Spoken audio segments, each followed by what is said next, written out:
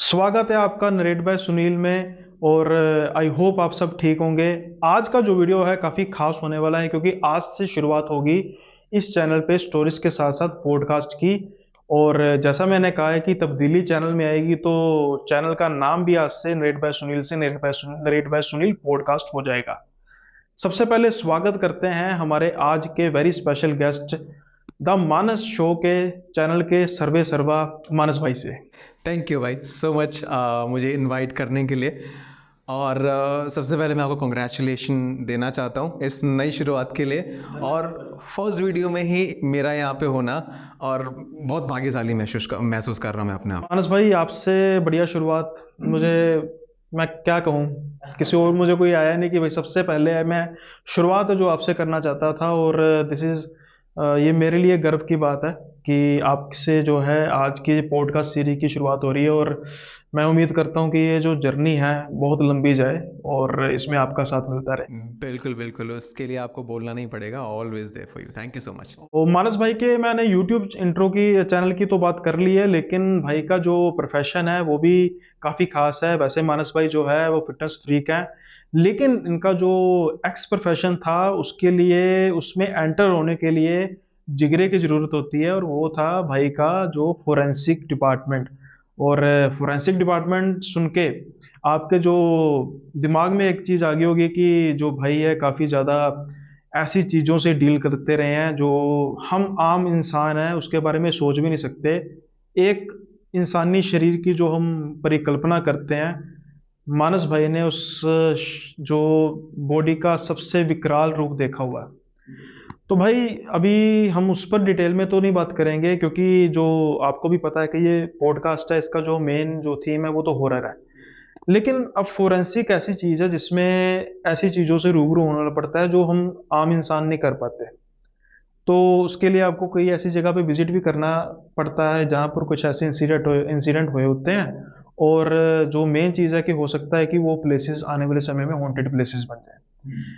क्या कभी आपके साथ कुछ ऐसा वाक़या पेश आया है कि जहाँ पर आपने कुछ ऐसा फोरेंसिक के लिए गए हैं और वहाँ पर आपके साथ कुछ ऐसी पैरानॉर्मल या फिर हॉरर इंसिडेंट हुआ? और अगर हुआ है तो मैं चाहूँगा कि आप वो हमारे साथ शेयर करें। बिल्कुल भाई बिल्कुल। जैसे कि जो भी लोग ये वीडियो को देख रहे हैं वो उन्होंने अगर थोड़े बहुत मेरे वीडियोस देखे होंगे, एक बात उनको मेरे बारे में ये चीज़ पता होगी कि मैं इन चीज़ों में ना उतना ज़्यादा ना ही मैंने शुरू से माना है और ना ही मेरे साथ ये सारी चीज़ें इतनी ज़्यादा होती हैं। तो ये जो मैं कहानी बताने वाला हूँ ये उस टाइम की है जब मैं एक फोरेंसिक एक्सपर्ट हुआ करता था। थोड़ा बहुत अगर डिटेल इस बारे में दूँ, हालांकि मैं अभी फोरेंसिक एक्सपर्ट की तरह दिखूंगा नहीं क्योंकि अभी मेरा कुछ और प्रोफेशन है। सो थोड़ा आप मुझे मुझे हाँ, आप ब्रीफ कर दीजिए, ब्रीफ कर हाँ, दीजिए। तो थोड़ा मुझे अलग तरह से रहना पड़ता है, लेकिन मेरे पास कुछ फ़ोटोज़ होंगे तो मैं आपको भेज दे दूँगा कि पहले प्रॉपर प्रोफेशनल दिखता था, उस आपको गेटअप वैसा लेना पड़ता नहीं, है। अब तो आपका आप भी प्रोफ़ेशनल हैं, फ़िटनेस फ्रीक के हिसाब से आप अभी भी प्रोफ़ेशनल हैं। Thank you so much. So कहानी कुछ इस तरह से है। हमने विज़िट किया था एक एक आरएफएसएल, रीजनल फॉरेंसिक साइंस लैब, आरएफएसएल होता है। तो हमें लैब्स में काम करना होता है, केसेस हमारे पास आते हैं और हम उसको सॉल्व करने में लग जाते हैं।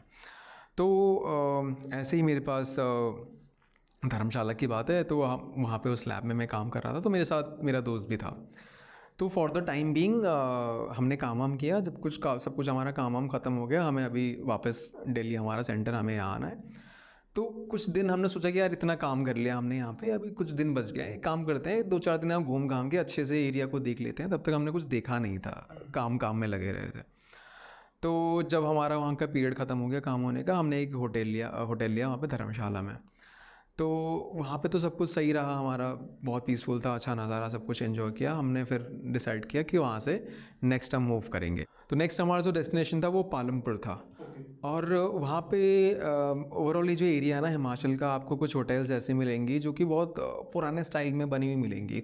कहने का मतलब है वो ब्रिटिश एरा का जो फैशन होता है, वो जो स्टाइल है वो मेंटेन्ड है, उस ज़माने के बने हुए हैं। क्योंकि बेसिकली जो ये पालमपुर, धर्मशाला और डलहौजी है ना, ये इन पहाड़ों पे जो ब्रिटिश से सबसे पहले ऑलमोस्ट आए थे।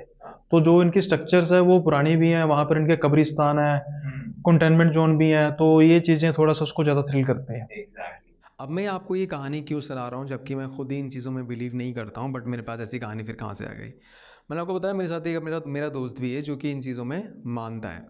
तो हम नेक्स्ट गए अपने पालमपुर में। वहाँ पे हमने बस एक दिन स्टे के लिए हमने होटल लिया, एक नाइट स्टे के लिए। 2 बजे के अराउंड हम पहुँच गए। सब कुछ नॉर्मल था। हमने अपना बैग वैग रखा, होटल के रेस्टोरेंट में हमने अपना लंच वगैरह किया। दिन में ऐसे ही घूमने, आसपास चर्च थी बहुत पुरानी 1850s की 1800s की चर्च थी, वो हमने घूमा। रात को आए, और रात को आने के बाद हमने अपना डिनर किया वापस रेस्टोरेंट में, आराम से अपने रूम में गए स्टे करने के लिए। अगेन वो जो, जैसे मैंने वो बताया, होटल जो बहुत पुराने उसका था, तो रात को हम पीसफुली सो रहे हैं। और होता क्या है कि कॉरिडोर में से ना आवाज़ें आने लगती है, ऐसे सिर्फ शोर शराबे नहीं होती, जब लोग बहुत कुछ डिस्कस कर रहे होते हैं, कुछ कोऑर्डिनेट कर रहे हैं, किसी चीज़ को मूव करने की कोशिश कर रहे हैं, तो बातचीत करते हैं, हाँ थोड़ा आगे, हाँ थोड़ा पीछे, थोड़ा तो उठा। तो ऐसी वाली आवाज़ें आने लगी। हमें काफ़ी नॉर्मल लगा कि होटल के स्टाफ होंगे, कुछ फर्नीचर मूव कर रहे होंगे।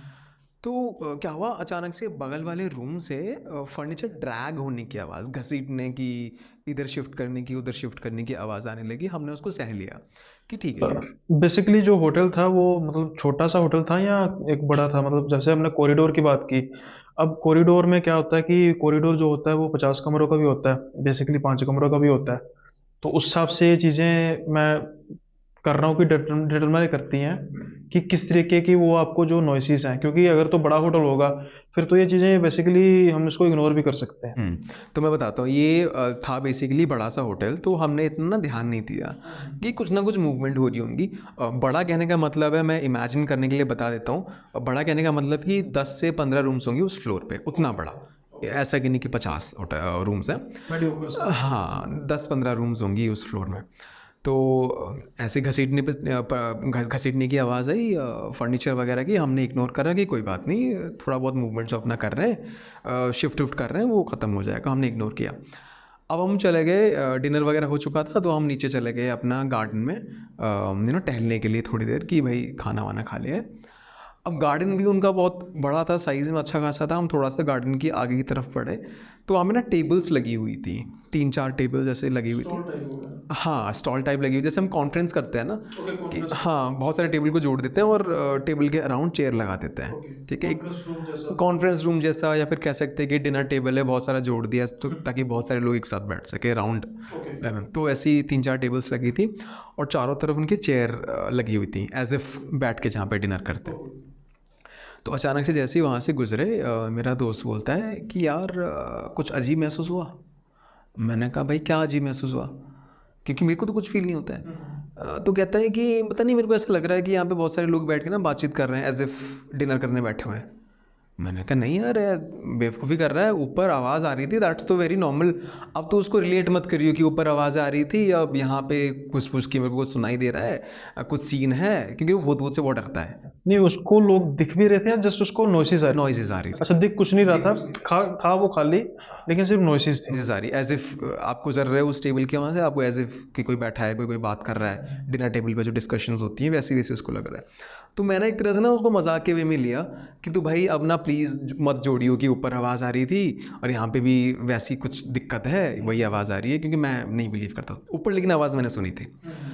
तो कहता नहीं भाई मुझे आवाज़ आ रही है, तो मतलब बताना पड़ेगा होटल में, मतलब कुछ अजीब लग रहा है मुझे यहाँ से। तो मैंने बोला भाई ऐसा कुछ नहीं है। तो उतने में ना होटल का एक जो वेटर होता है, जो स्टाफ होता है, जो ऐसे पानी वानी सर्व करने आते हैं, वो आता है पानी के लिए और बोलता है कि सर आप ना इस गार्डन के ज़्यादा एक्सट्रीम एंड्स पे मत जाना, आसपास रहो, उधर टेबल से लगी है उस तरफ मत जाना। तो हमने बोला कि ठीक है बोलकर हमने इतना इग्नोर करा कि भाई क्या ही हो सकता है। हम फिर भी घूम घूम के वापस आ गए अपने रूम में। हम अपने रूम में वापस आए और वो जो ड्रैगिंग की आवाज़ है वो धीरे धीरे और तेज़ होने लगी। अगर मैं आपको टाइम का अंदाज़ा दूँ, लगभग 12:30-1 के आसपास की मैं आपको बात बता रहा हूँ रात के। ठीक है, फिर से ड्रैगिंग की आवाज़ आने लगी और वो बहुत तेज़ आने लगी। हमारा सोना भी मुश्किल हो गया था, इतनी तेज़ आवाज़ आने लगी। तो हम तो यही मानने में लगे हुए थे कि भाई कुछ इवेंट वगैरह होगा, कि बहुत गेस्ट आए हुए हैं, सामान घसीटने पसीटने में लगे हुए हैं। मेरा दोस्त उतने में डर रहा है, वो उसने समझ लिया कि भूतिया चीज़ हो रही है। मेरे दिमाग में चल रहा है this is very normal hotel में, ठीक है यार। इतनी ज़्यादा आवाज़ होने लगी, हम लोग पूरी रात सो नहीं पा रहे, इतनी ज़्यादा डिस्टर्बेंसेस है। तो उसी बीच मेरा दोस्त क्या करता है, कॉल लगाता है रिसेप्शन पे पानी के लिए, कि वाटर बॉटल के लिए। और हम वाटर बॉटल के लिए वेट कर रहे हैं। नॉक नॉक की आवाज़ आई गेट पे। और मुझे आवाज़ नहीं, उसने बोला कि आवाज़ आई। गेट खोलने गया, कोई नहीं है।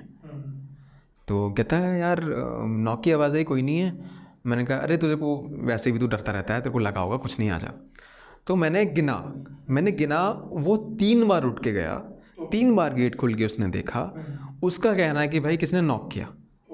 उसको 3 बार ये चीज़ फील हुई। हाँ, क्योंकि हमने पानी की बोतल मंगाई, तो उसको लगा कि पानी की बोतल लेके आ रहा और इस चीज़ का इंटरवल कितना था, यानी कि अगर जैसे वो एक बार उसने नॉक किया, अब वो बेड पर दोबारा आया होगा, उसी के साथ दोबारा हो गई, या इस चीज़ का थोड़ा सा वकफा था? है। अंदाजन 1.5 से 2 मिनट आप मान लो।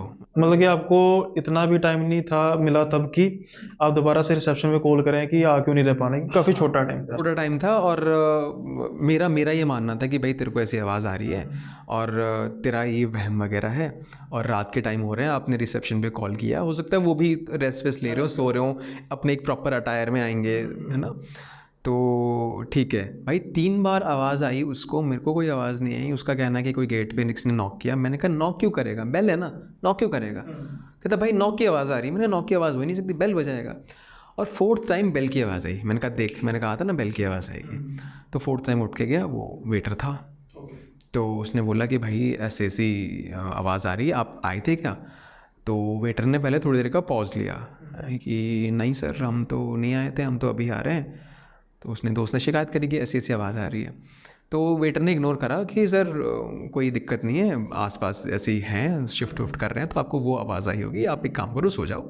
तो फालतू की चीज़ों का वो मत करो इतना, कोई दिक्कत नहीं है। तो हम उस पूरी रात सो नहीं पाए, इतनी ज़्यादा आवाज़ें आने लगी, इतनी ज़्यादा आवाज़ें आने लगी कि कहने का मतलब है कि उस लेवल तक आवाज़ आने लगी जहाँ पे आपको ये फील होगा कि भाई अभी जो दीवारों पे टंगी हुई चीज़ें वो गिर जाए। मतलब इस इंटेंसिटी की आवाज़ आने लगी पूरी रात। मैं अभी भी कहाँ पर हूँ, अगर आप, मैं बिलीव नहीं करता इन चीज़ों में। क्योंकि थ्रम्बलिंग टाइप हो रही हाँ, वाइब्रेशंस टाइप्स। है, थ्रम्बलिंग ये वाइब्रेशन। हाँ, तो हम पूरी रात वो सो नहीं पाए। सुबह उठे हम लोग, चेकआउट का टाइम था, रिसेप्शन पे हम लोग गए, हमने पेमेंट वेमेंट अपना करा। तो हमने पूरी बात बताई कि यार हमें ग्राउंड में ऐसा फील हुआ, पूरी रात हम सो नहीं पाए, please do something about it, क्या इशू है हमें बताओ, क्योंकि हम आपका फिर फीडबैक अच्छा नहीं देने वाले हैं, हम सो नहीं पाए पूरी रात को। तो इतना बोलते ही सब जो हम मैनेजर को बता रहे थे, आपस में उन्होंने लुक दिया, आपस में देखने लगे कि एक दूसरे से परमिशन ले रहे हैं कि कुछ बोले या ना बोले। कुछ बोले या ना बोले। और उतने में कहते हैं कि सर हमने, मतलब आप 2 लड़के हैं, अब हम फैमिली होटल है, हमने आपकी प्राइवेसी का थोड़ा ध्यान रखते हुए हमने आपको टॉप फ्लोर दिया है, वो भी कोने वाला रूम दिया है, ताकि आपके वजह से ना किसी और को इशू हो, ना किसी और की वजह से आपको बहुत ज़्यादा डिसिप्लिन रहना पड़े। आप मतलब लोग नॉर्मली बॉयज़ आते हैं, पीना वीना करते हैं, तो उनको भी वही लगा होगा कि हम अपना मौज मस्ती करेंगे, तो हमने सेपरेट दे दिया था। तो कह रहे हैं कि सर आपके बगल वाले कमरे में कोई भी नहीं था, आपके फ्लोर पे भी कोई नहीं था। ओके, मतलब कि खुले छोड़ दिया था मैंने। हाँ, तो एक तरह से कहीं ना कहीं वो इल्ज़ाम शायद हम पे डाल रहे हैं कि आप ही कुछ ना नशे वशे में होंगे, लेकिन हमें पता है हम नशे में नहीं हैं। ठीक है, उन्होंने मान लिया कि नशे वशे में होंगे, तो हम पे बात डालने की कोशिश करी। बट जैसे ही उन्होंने एक दूसरे को लुक दिया ना, हम समझ गए कुछ गड़बड़ है। तो उन्होंने एक दूसरे को लुक दिया, फिर मेरा दोस्त और मैं, हमने भी एक दूसरे को लिख दिया कि भाई क्या चल रहा है ये। जैसे हम वहाँ से निकले, मतलब निकल ही रहे हैं और उनमें सन्नाटा छाया हुआ है। एक होता है ना, आपको फील हो जाता है कि भाई आप कुछ बोल नहीं रहे हैं, वो समझ गए कि इनको समझ आ गया है, वो बस चाह रहे हैं कि जितनी जल्दी हमारी आंखों से डिसअपेयर हो जाए। डिसअपेयर हो जाए। अब लास्ट वाले पॉडकास्ट में, जैसे कि जब आप मेरे पॉडकास्ट में गेस्ट थे, आपने बोला ना कि ये सब चीज़ों को लोग डिस्क्लोज़ नहीं करते, वैल्यू गिर जाती है। हाँ, सही बात है। तो कहीं ना कहीं मैं वही सोच रहा हूँ कि शायद यही हुआ होगा, वो छुपाना चाह रहे चीज़ों को। और क्योंकि बहुत पुराना है, ब्रिटिश एरा की चीज़ है, जिस तरह की कॉन्फ्रेंस टेबल की आवाज़ आ रही थी, शायद यहाँ पे ऐसा कुछ हुआ होगा कि पूरे group of people somehow died और something, some sort of that thing happened. तो वही बहुत अजीब सा एक्सपीरियंस था। That was for the very first time मुझे अजीब लगी थी कोई चीज़, हालांकि मैं तब भी यकीन नहीं मानता था, बट मेरा दोस्त इस हद तक घबराया हुआ था। और वो जो आवाज़ है मैंने सुनी, और बाद में नीचे आके ये सुनना कि कुछ भी नहीं था आपके फ्लोर पे, तो अभी भी वो चीज़ मेरे को मेरे दिमाग में क्वेश्चंस रेज करती है कि था क्या, मतलब बड़ा अजीब था ये। तो दैट वाज इट, जो कि बहुत हॉरिफाइंग और मेरे लिए बहुत अजीब था, पहली बार की जो खुद मेरे साथ हुआ है। अब इसमें ये चीज़ है कि उसके बाद आपने कुछ इसको इन्वेस्टिगेट करने की कोशिश नहीं की कि होटल के साथ कुछ ऐसा किस्सा जुड़ा हो जिससे आपको थोड़ा-सा आइडिया हो जाए कि यार ये चीज़ हो सकती है जिससे हमें लगा हो? हमने उस पर्टिकुलर होटल के बारे में टू बी ऑनेस्ट कुछ भी इन्वेस्टिगेशन नहीं करा। हमने अपने बाकी दोस्तों को जो कि रीजनल हैं उनसे बातचीत करने की कोशिश करी। तो उनका तो यही कहना था कि यार यहाँ पे देखो पहाड़ का इलाका है, अब कुछ भी हो सकता है। अब मैं ये नहीं बोलूँगा कि इसी होटल में दिक्कत है, अब ज़्यादातर आपको ये चीज़ें यहीं मिलेंगी। सो आपको वो रिस्पेक्ट करना पड़ेगा और आराम से अपना रास्ता नापो, ऐसा। नहीं, वैसे ना इसका एक छोटा-सा हैक है। अब क्या होता है कि ये चीज़ का तो जैसे मैंने पहले कहा पता नहीं लगा सकते, मैंने इसका ना छोटा-सा हैक ढूँढ लिया है। अब मैं भी जैसे आपको पता है ट्रैवल करता हूँ, मैं भाई कोई भी होटल देखने पर रिव्यू देख लेता हूँ उसके। अगर रिव्यू में किसी ने लिखा होगा ना कि कुछ मुझे ऐसा महसूस होता है, ये वांटेड है भाई, ये तो लोग लिख देते हैं, वहाँ पे तो कोई भी लिख सकता रिव्यू है। में लिख देते हैं सर। और हाँ, लिखने में लिख देते हैं और मेरे हिसाब से जहाँ तक मेरा आइडिया है ओनर उसको डिलीट नहीं कर सकता। उस रिव्यू को गूगल में रिव्यू को ओनर डिलीट नहीं कर सकता। तो उसपे वो अपना कमेंट कर सकता है कि ऐसा कुछ नहीं है, आप ये बताओ। लेकिन मेरी कोशिश होती है कि मैं कोई भी होटल ले रहा हूँ, उससे पहले उसका रिव्यू ज़रूर देख लेता हूँ, कि भाई बेड ठीक नहीं है, ये ठीक नहीं है, सब कुछ अगर मरता क्या ना करता होटल लेना ही पड़ेगा, ये सब चीज़ें चल जाएँगी। सिर्फ़ ये है कि आपके होटल में उस रूम में आपके अलावा कोई और नहीं होना चाहिए बस। Very important. अब इससे जुड़ी मैं एक और चीज़ बताता हूँ। हम लोग ये डिस्कस कर रहे हैं कि वो रूम या फिर वो प्रॉपर्टी जहाँ पे आपको कुछ भी हिस्ट्री नहीं पता, बड़ा रिस्की होता है। तो होटल लगभग उसी कैटेगरी में फॉल कर रहा है कि आपको पता नहीं क्या हिस्ट्री है उसमें। सही बात है। और क्या होता है कि स्पेसिफिकली ज़रूरी नहीं कि सारे का सारा होटल हॉन्टेड होता है। कोई स्पेसिफिकली रूम भी हॉन्टेड हो सकता है जहाँ पे कोई सुसाइड हो या मर्डर हो, तो बाद में वो अब होटल वाले इतना तो शरीफ होंगे नहीं कि वो उस रूम को परमानेंटली बंद कर देंगे। तो वो चलता रहने देते हैं साफ-सफाई करके, और उसमें वो क्या वाक़या हुआ उसके बारे में कोई पता नहीं कर सकता। अब ये तो वो कहानी हो गई जो मेरे साथ हुई हुई है, पहली बार हुई जो मेरे को अजीब लगा। एक और कहानी है, ये मेरे स्कूल टाइम की कहानी है। मेरा एक दोस्त हुआ करता था शारिक, शारिक नाम का। ये कहानी मैं इसलिए शेयर कर रहा हूँ क्योंकि हम इस बारे में बात कर रहे हैं कि किसी नई जगह पे आपको उसकी हिस्ट्री नहीं पता है। तो शारिक जो था उसने मुझे बताया जब मैं स्कूल टाइम में था, और ये फर्स्ट टाइम ऐसी चीज़ थी जो मैंने सुना। हालांकि सुनने के बाद मैंने यकीन नहीं करा, बट जब ये फर्स्ट वाला इंसिडेंस जो मैंने सुनाया उसके बाद मैं इन चीज़ों में बिलीव करने लगा, पॉडकास्ट कर रहा हूँ। तो मेरे को मतलब लोगों पे ये आने लगा कि हर कोई तो झूठ नहीं बोल रहा है, थोड़ा उस सेंस में अब आने लगा है। बट उस वक्त जब मैंने वो स्टोरी सुनी थी मुझे लगा कि ठीक है, बट अब जब बात करने की आई तो मुझे वो चीज़ याद आई, तो मैं वो सुना रहा हूँ आपको। हुआ क्या था, शारिक रेंट पे रहता था, और रेंट वाली अगेन आपको कुछ हिस्ट्री विस्ट्री पता नहीं। वैसे शहर का तो बता सकते हैं, कौन से शहर की? दिल्ली की बात है या? तो वो दिल्ली की बात। हाँ, मैं अगर लोकेशन थोड़ा बताऊँ, मेरा जो स्कूल था वो जसोला विहार में था। जसोला विहार। ओके। तो शारिक मेरा एक फ्रेंड था, वो जसोला विहार के आसपास रहता था। जो लोग दिल्ली से हैं उनको समझ आएगा, शाहीन बाग, बटला हाउस, ये वो एरिया है। तो वो रेंट पे रहता था। हुआ क्या कि उनके जो लैंडलॉर्ड थे वो मतलब उनकी वाइफ मर चुकी थी वो किसी रीज़न से, और रीज़न था उनका बहुत इन्फेक्शन वगैरह कुछ हुआ था। बहुत दर्दनाक वो होता ना कि सड़ जाना वो जाना, तो उस तरह की उनकी मौत हुई थी। तो जो लैंडलॉर्ड था अपने 2 बच्चों के साथ रहता था ग्राउंड फ्लोर पे। इसके ऊपर इनके 3 फ्लोर्स और थे रेंट पे चढ़ाने के लिए। तो शारिक उनमें से एक फ्लोर पे रहता था, सेकंड फ्लोर पे, और फर्स्ट और थर्ड पे दूसरे रेंट पे रहने वाले लोग थे।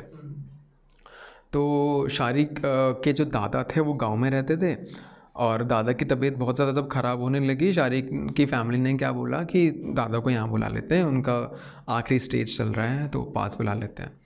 तो जैसे ही वो आए उनकी तबीयत धीरे धीरे और ख़राब होने लगी इनके पास में आकर। और फिर दादा की जो हरकतें हैं बहुत ज़्यादा अजीब होने लगी। आप पूछोगे अजीब क्या होने लगी? वो ऐसे बोलने लगते थे बीच बीच में, कहीं पे साइड में कोने पे देख के या फिर कहीं पे भी देख कर कि मेरे पास मत आओ, ठीक है, मुझे नहीं जाना, दूर जाओ। इस तरह की चीज़ें दादाजी बोलने लगे थे, जो कि शारिक को बहुत अजीब लगने लगी। जब शारिक ने मेरे को सुनाया था मैंने बिल्कुल सीरियसली नहीं लिया था कि ऐसे ही कुछ भी बोल रहा है। तो बट ये ऑल द डे चलता था जब तक वो अपने सेंसेस में यानी कि जाग रहे होते थे, या फिर कोई स्पेसिफिक टाइम पीरियड होता था कि कुछ कई बार होता है ना कि जैसे अब कोई लेट से उनको एंटिटी नज़र आ रही है, तो ऐसा तो नहीं है कि वो 24 घंटे उनको नज़र आ रही है और वो 24 घंटे ही उस चीज़ को कर रहे हैं। कोई स्पेसिफिक टाइम या शाम का टाइम, रात का टाइम, इस तरीके हाँ से? बढ़िया, मैं इस पॉइंट पे आने वाला था। शारिक का कहना था कि जब वो हमारे साथ होते हैं ना, ऐसा कुछ नहीं होता है। क्योंकि वो एज्ड थे तो हम अपने काम में लगे रहते थे, जब हम अचानक से रूम में आते हैं ना तो किसी एक कोने की तरफ फेस कर रहे होते हैं। तो ऐसा कोई टाइम नहीं है कि इस वक्त पे, लेकिन जब जब हमने उनको अकेला छोड़ा, वापस आएंगे तो एक कोने में फेस कर रहे होंगे और कुछ ना कुछ बोल रहे होंगे, बात कर रहे होंगे। और जो हमने उनसे सुना है, तेज़ जो चीज़ बोलेंगे वो ये है कि मेरे पास मत आओ, मुझे नहीं जाना, दूर हो जाओ, चले जाओ।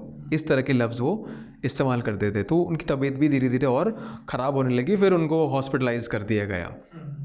अभी दिल्ली में पानी का सीन होता है कि आपको सुबह सुबह पानी आता है 4-5 बजे, उस हिसाब से आपको उठना पड़ता है।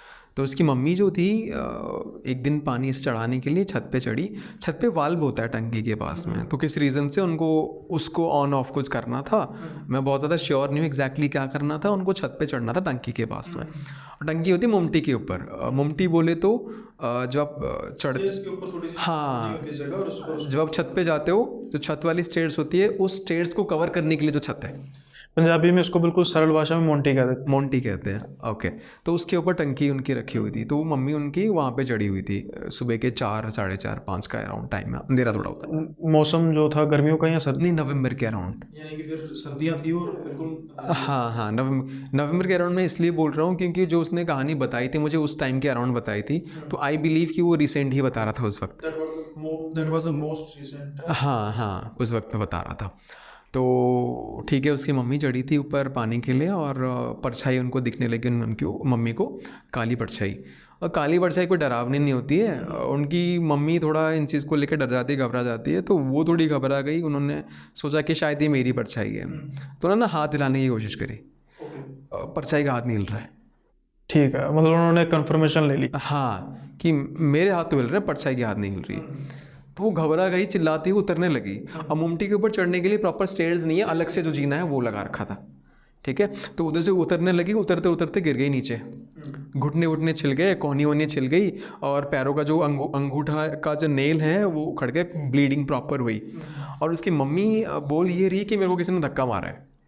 अच्छा, उनको ये लगा कि स्लिप नहीं हुआ, हाँ, उतरते उतरते धक्का हुआ। उनको किसी ने धक्का मार दिया है, तो ये सीन हुआ है। और आमतौर पे ये चीज होती है ना, जैसे जो आप सीढ़ियों की बात कर रहे हैं, वो टेम्पररी जो सीढ़ी सीढ़ी होती है, दो तरह की होती है, एक तो बांस की होती है और एक जो स्टील की होती है ना। तो इस पे आमतौर पर ना जो पैर है काफी जल्दी स्लिप हो जाता है, क्योंकि वो उसके जो बेस होता है काफी वीक, मतलब पतला होता है। तो अब लेट्स से अब जब स्लिप कर रहे हैं उसका पता लग जाता है, जब पैर स्लिप हुआ तो इंसान बिल्कुल स्लिप होकर नीचे गिरता है ना। तो जब कोई धक्का देता है तो वो आगे की तरफ गिरता है। अब जैसे आप मुझे बता रहे हो, अब इसका मैं व्यूअर्स को कंफर्मेशन क्यों दे रहा हूँ कि आपने कहा है कि कोहनियों और घुटनों पे चोट लगी है ना। तो जब इंसान स्लिप होगा ना, तो वो अपने हिप के बल पे गिरेगा स्लिप होकर, ना कि उसके कोहनी और घुटनों पे चोट लगेगी। तो यानी कि इसका जो मेरे हिसाब से जो जस्टिफिकेशन है वो बिल्कुल ठीक है कि धक्का दिया और वो आगे की तरफ इंसान गिरा और लगा। हाँ, ये बहुत सही चीज़ आपने पकड़ी है। और फिर क्या हुआ, उसके दादा को हॉस्पिटलाइज़ कर दिया गया, तबीयत ख़राब हो रही थी, उसके दादा हॉस्पिटल में थे। और उनके ऊपर जो रेंट पे रहने वाले जो लोग थे, उनका किसी रीज़न से चेंज होना था, यानी वो छोड़ के जा रहे थे, कोई और आ रहा था। और जो कोई और आ रहा है वो एक डॉक्टर कपल है, पति पत्नी, दोनों डॉक्टर हैं। और उन डॉक्टर्स का जो कपल है उसने शारिक की मम्मी को बताया हुआ था कि that they are trying to conceive, they are trying, और किस रीज़न से नहीं हो पा रहा है। तो ये इन्फॉर्मेशन मैं इसलिए दे रहा हूँ, आप एंड की तरफ समझ पाएंगे क्यों दे रहा हूँ। आगे जाके इसकी जरूरत है। हाँ, तो they are trying to conceive और किसी रीज़न से हो नहीं पा रहा है। और क्या होता है कि दादा की तबीयत बहुत ख़राब होने लगी ऑल ऑफ सडन। हालांकि मैं अभी रिलीज़ नहीं कर रहा कि हालांकि मैं अभी रिवील नहीं कर रहा हूँ कि ऑल ऑफ अ सडन क्या हुआ, स्टोरी बहुत ऐसी हो जाएगी। दादा की तबीयत बहुत ज़्यादा ख़राब होने लगी, और एक दिन क्या होता है कि शारिक की जो मम्मी है, उसके सपने में वो जो लैंडलॉर्ड लेडी है जो कि मर चुकी है, जो वाइफ है, इन्फेक्शन की वजह से। हाँ, शारिक की मम्मी के सपने में वो आती हैं दादाजी को अपने बाहों में लेकर। ओके। ठीक है, वो द क्रीपी स्माइल, अजीब तरह से एक हंसी होती है ना, एविल स्माइल। हाँ, अब मैं उसका भी बता देता हूँ अपने व्यूअर्स को। अब जब हम स्माइल करते हैं ना हमारी, अब क्या होता है कि जितने हमारे लिप्स है ना वो बढ़ते जाएंगे, उतनी स्माइल क्रीपी होती जाएगी। तो अब वो आप खुद इमेजिन कर सकते हैं, मतलब कि मेरी रेफरेंस है वाई सो सीरियस जोकर की तरफ। करेक्ट। तो विद क्रीपी स्माइल शारिक की मम्मी को वो लैंडलॉर्ड की जो वाइफ थी वो दिखी दादाजी को हाथ में लिए हुए है, और मम्मी को समझ नहीं आया कि ये क्या है। सुबह सुबह उठ के उन्होंने बताया पूरी फैमिली, हस्बैंड को और शारिक को, कि ऐसा ऐसा मैंने देखा। उसके जस्ट 2 घंटे बाद हॉस्पिटल से कॉल आता कि दादाजी नहीं रहे, गुजर गए। इतना हुआ, ठीक है। अब अजीब क्या होने वाला है, जो डॉक्टर फैमिली थी जो कि कंसीव करने का ट्राई कर रहे थे, वो जो लेडी डॉक्टर थी उनके सपने में वो लैंडलॉर्ड लेडी आई। अच्छा, उनके सपने में भी शुरू हो गया। लैंडलॉर्ड लेडी आई, ठीक है। उस लैंडलॉर्ड लेडी ने क्या करा, बिस्तर पे अपना पेशाब कर दिया था, and she being a doctor वो पेशाब साफ कर रही है। अच्छा, ये सपने में चल रहा है कि वो लैंडलॉर्ड लेडी ने पेशाब कर दिया और मैं साफ कर रही हूँ। अभी शॉक होने वाली बात पता है क्या है, कि डॉक्टर तो अभी आई है ना, इसको कैसे पता लैंडलॉर्ड वाली लेडी कैसे दिखती है? How can she be so sure about it कि लैंडलॉर्ड थी? वो ऐसे कि ये जो सपने वाली कहानी है इसने शारिक की मम्मी को बताई कि मेरे सपने में एक लेडी आई जो कि जिसने बिस्तर में ऐसा ऐसा पी करा हुआ था, एंड मैं उसका साफ़ कर रहा हूँ। और जब डॉक्टर ने सपने में जो लेडी ने पी किया है उस लेडी का डिस्क्रिप्शन दिया कि ऐसे ऐसे दिखती थी, ऐसे ऐसे स्टेचर था, हाइट था, तो शारिक की मम्मी को समझ आया कि लैंडलॉर्ड लेडी ही है, क्योंकि शारिक की मम्मी ने लैंडलॉर्ड लेडी को देखा हुआ है। लेकिन इसमें एक चीज़ है कि ये जो इंसिडेंट में सपने में आने वाली चीज़ है इनके साथ होगी, समझ में आ गया।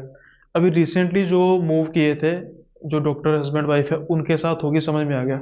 जो बाकी रह रहे थे वहाँ पर अपार्टमेंट में उनके साथ भी कुछ ऐसा इंसिडेंट शेयर किया था उनकी मदर के साथ उन्होंने, या कुछ नहीं हुआ था ऐसा?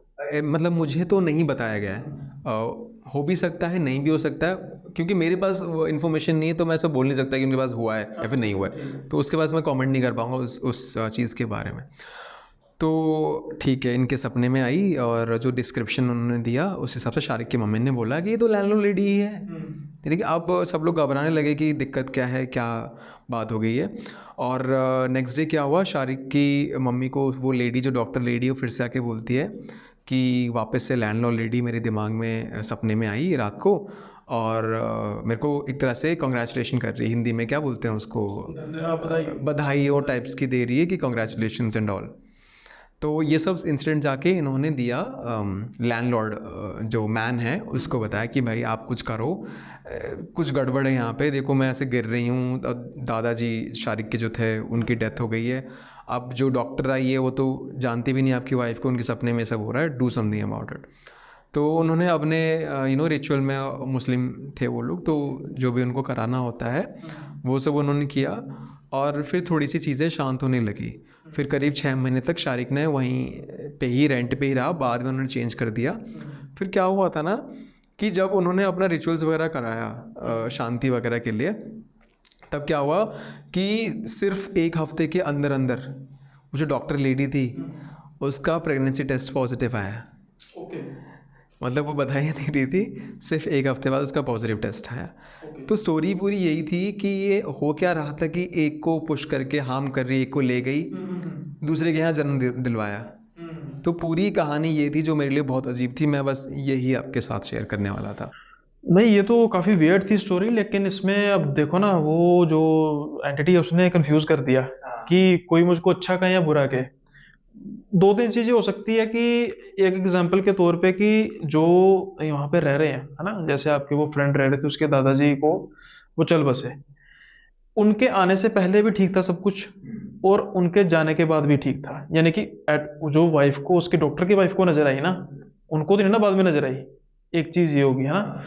अब ये हो सकता है कि कोई दादाजी की प्रॉब्लम हो, लेट्स से कि अब देखो ना, जो ये एंटिटी होती है इनको थोड़ा पता, किसी पर्सन का पता लग जाता है कि उसने अच्छे बुरे कर्म क्या किए हैं।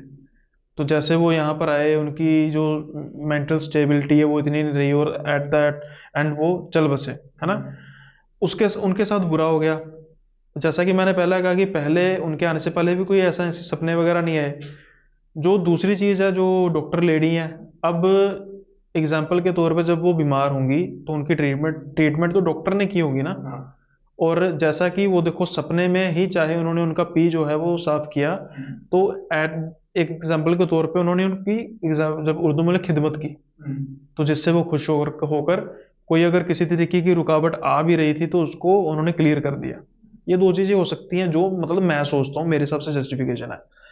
एक चीज है जिसकी जस्टिफिकेशन है कि उसकी माँ का क्या कसूर था, ये चीज हो सकती है। हो सकता है कि उनकी एग्जिस्टेंस को शक किया गया, जैसे हाथ हिला के देखा कि मैं देखूं तो सही कि है कि नहीं, ये चीज हो सकती है। अदरवाइज जैसे मैंने वो गिरने की जस्टिफिकेशन दी है, स्लिप होके कोई गिरता है तो उसकी जो इंजरी का लेवल होता है वो अलग होता है, पर जो सीधे तौर पे मतलब गिरता है तो उसको कोहनी वगैरह पे घुटनों पे चोट आते हैं, ना पीछे की तरफ गिरता है, गिरेगा ना वो हिप हिप पे होगी, सारा बार हिप पे आएगा, पीछे की तरफ मतलब मेनली सेंटर, हाँ। बैक ऑफ द हेड और हिप पे चोट लगेगी, ना कि आगे, हाँ सामने की तरफ नहीं लगेगी।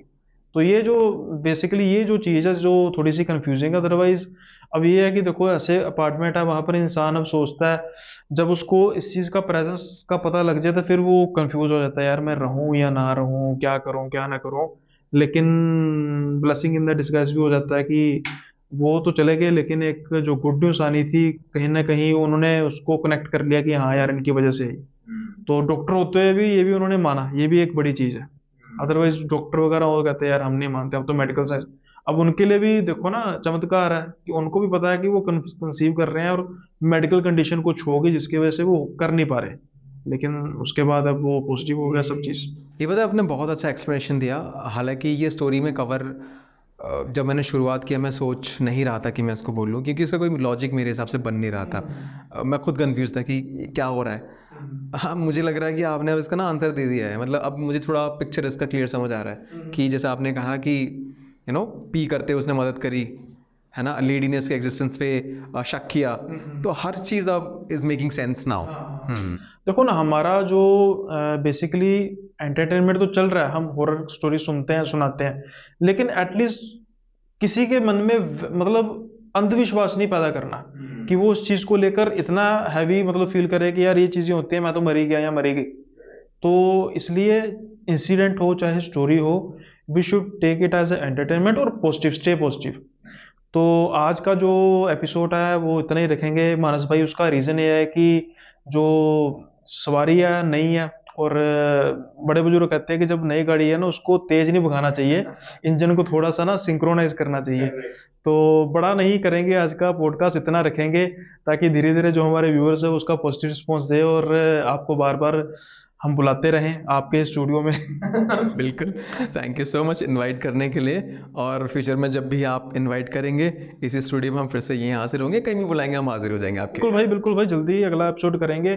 और भाई का जो चैनल है बड़ा अच्छा चैनल है, थ्रिल सस्पेंस एंटरटेनमेंट, और साथ के साथ ही लाइफस्टाइल के बारे में भी आप अगर जानना चाहते हैं तो मानस भाई के चैनल को जो है सब्सक्राइब कर दीजिए। मैं जो सारे लिंक्स हैं भाई के इंस्टा का लिंक, उनके यूट्यूब का लिंक मेंशन कर दूंगा।